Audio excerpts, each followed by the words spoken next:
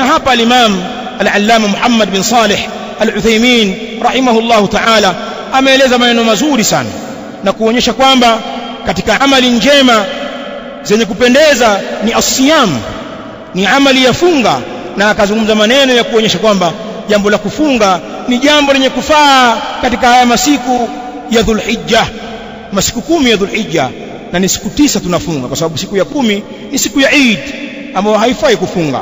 Kwa hivyo tukisema masiku 10 kuyafunga maana yake siku 9.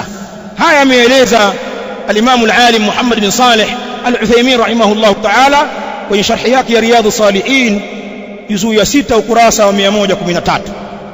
Lakini ikiwa yote ya kufunga, ikiwa kufunga masiku yote haya limekuwa ni gumu kwako, fala yafutuk yaumu Arafa, basi wallahi isikupite wewe siku ya Arafa. Yaumun adhim, ni siku kubwa, na siku ya Arafa imekokotezwa kufunga kwake.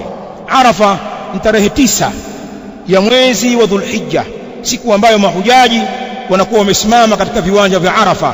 Sasa ule mchana wake ule, kwa sisi ambao hatuko haji, hatujakwenda kuhiji, tunafunga siku hii. Na Mtume sallallahu alaihi wa alihi wasallam ameitaja siyamu ya Arafa kwa fadhila nyingi.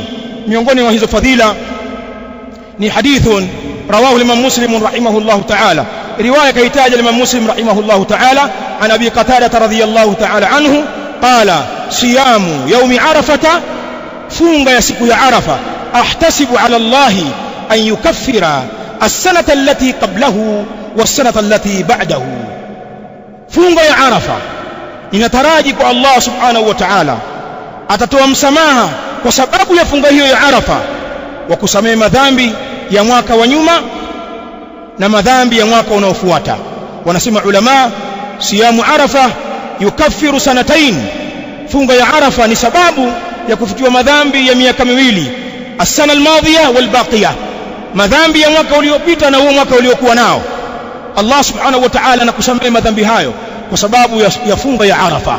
Sasa umerukaruka, umeshindwa kufunga masiku haya Dhulhijja, basi usipitwe sasa na yaumu Arafa, weka nia utaifunga siku ya Arafa. Lakini nawahusia na ninakariri, tujikokoteze sisi, tujitahidi kufanya ibada katika masiku haya ikiwemo as-siyam.